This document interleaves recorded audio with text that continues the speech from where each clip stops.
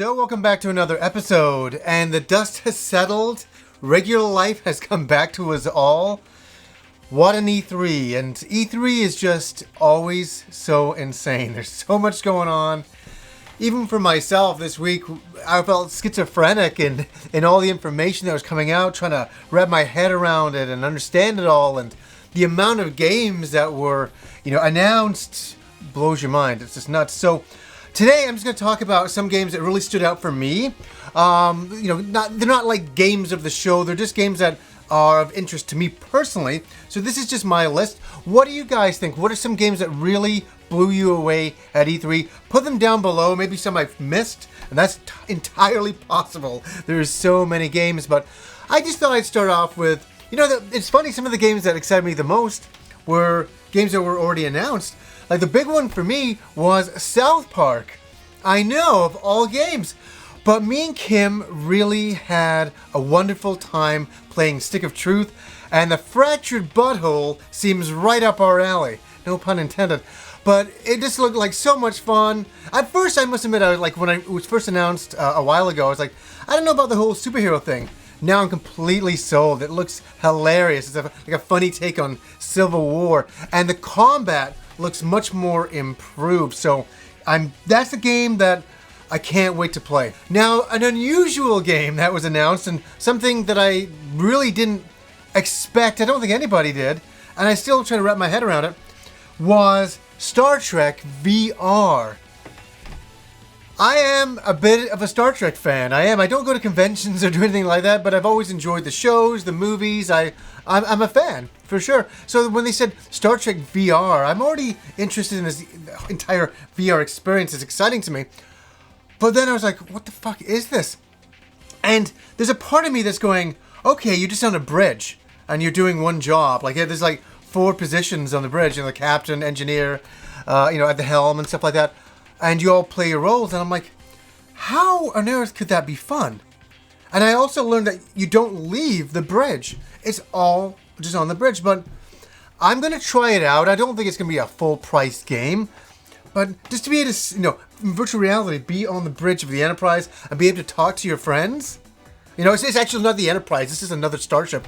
But just to be able to talk to your friends and have a Star Trek experience like that is so wild. And I think it's one of those things I guess you can only experience in VR because the graphics are not mind-blowing by any means. They're really not. But I guess it's all in the way it's executed in VR. Horizon Zero Dawn. That was a game that was already on my horizons, but it really stood out to me at the show. I was like, oh my god, that and God of War both really had an impact on me, and I was like, this is like a weird Zelda experience, and the combat looked really cool, the monsters were unusual, the world setting was fully developed, and it just looked like a lot of fun what you could do with all the different weapons and abilities, and I'm totally into that game. What do you guys think of that one? Battlefront X-Wing VR mission. What the fuck? Since I was a young kid, I think like a lot of people, we always imagine flying an X-Wing. There's the imagination going. Where with virtual reality, we can do that now? I'm kind of scared of the results. I think it might freak me out when you're in this little ship and you're looking around and you're in space, and that might be surreal. And it's I think if you own Battlefront, it's a free download. So if you already have Battlefront, you already can pick up that game. I don't think it's going to be a high price game. It might be like a $14 to $20 game on its own. It's not a huge experience. To be honest, I was hoping for a little bit more with the Battlefront VR experience. I wanted maybe a speeder bike thing. Oh my god, that would be crazy. And I just thought there'd be a little bit more going on with that, but I'll take it.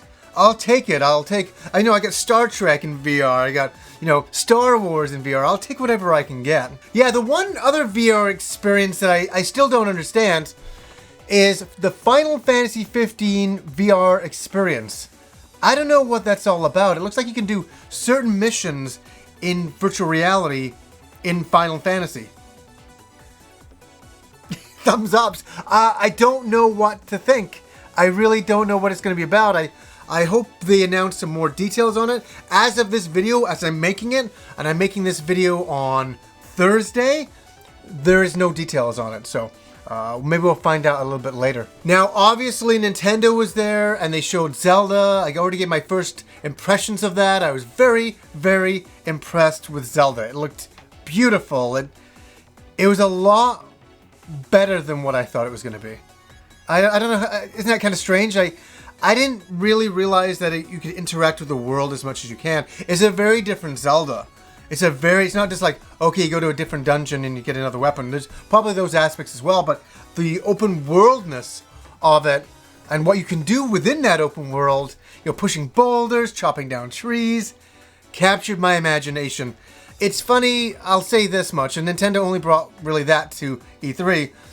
They, can still bring a magical experience. Did I want more from Nintendo? Of course, we all did. But they showed us a new Zelda. I was impressed. I just took it at that. Okay, the other game that... this is a strange one. You'd be like, really? There's a game that stood out to you? Yeah, it absolutely was. Sea of Thieves on the Xbox One, where you play as a bunch of pirates with your friends and go off and have Goonie-like adventures. Sounds awesome. I know you're all on a pirate ship going to, little islands and looking for treasure, fighting skeletons with your friends. That's cool, man. I like that idea a lot. The whole pirate thing is fun, and I think that the way they've done it is very cartoony, very, the animation style, and it just looks like fun. Like, as I said before, just drinking with your friends, all of a sudden the world starts going woozy and all this stuff, and then you get into battles with other pirate ships. It looked insane. Now, Resident Evil 7 was shown, it was unveiled, and it shocked a lot of people, including myself. I have a reaction video of when I first saw the title. I was concentrating, everybody's like, oh, he looks really bored watching that. And I wasn't, I was just watching it going, okay, what is this? I don't know what this is about. Like, and all of a sudden, I realized it was Resident Evil 7, and I'm like, oh my god, this is crazy. Like, what is going on? And then I hear it's in VR. You can play it normally and in VR. So there's an option for both sides, which I think is great. Now, it's polarizing a lot of people because it's in first-person perspective, which is a little bit different than the regular series. But what I do here is that they are going to throw in another perspective, like the regular Resident Evil series. So it will feel very much like the rest of the series. I find it hard to believe they just go the full PT way and make it fully, first person. For a Resident Evil game, I know they really want to reboot the franchise and start again, and I was impressed. I thought it was pretty cool. I need more information. I think we all do. We need more information before we make up our minds about this game. This is just an unveiling. I think we'll see a lot more in the future. A couple of other games not to forget: Gravity Rush 2 and Nier Automata. Let's start with Gravity Rush 2. I played the original Gravity Rush. I thought it was a fantastic game. I played the remastered game on the PlayStation 4. I totally forgot that this was coming and how amazing it looked. It blew my mind, floating through the city and looking down on the detail in the city. It was something out of a Mobius graphic novel. It was that good. And not a lot of people are talking about Nier, which I find unusual. The first one was a bit of a sleeper hit, but this one looks like it's really building upon that. It looks like a very different game in a lot of ways. But just seeing this vast world, all controlled by robots, and your main characters running through it, fighting them all, it really captured my imagination. And last but certainly not least, Skyrim Remastered is a game that I don't know if I'll pick up because I already played Skyrim. It doesn't feel like that long ago either. Did it look improved? Did it look better than what I played on, say, the PS3? Sure it does. Yeah, absolutely. But PC players also have already been playing this version of the game for a while now with improved visuals and all that. So it just kind of seems for console players, hey, okay, you get a little bit better looking version of it, where PC players have been able to have this for a long time. I'm not against it. I think it's cool. I hope it has a very cheaper price point, maybe around the $20 mark, and I might give it a go. I might let Kim have a go at it. I don't know if it's her type of game, a first-person, exploration, fighting, RPG. I don't know if that's really her thing, but she mentioned when I was playing Skyrim years ago, oh, I'd love to play this game, so maybe she might enjoy it. So guys, that was just some of my list. There's a lot of other games I'm probably forgetting. Batman Arkham VR. I don't even know what the fuck that is, but a lot of the VR games capture my imagination, and I can't wait to try them out and to see what they have to offer. But what were some of the games from the show that really stood out to you that you're like, I gotta play this game, I gotta get this game? So anyways, guys, until next time.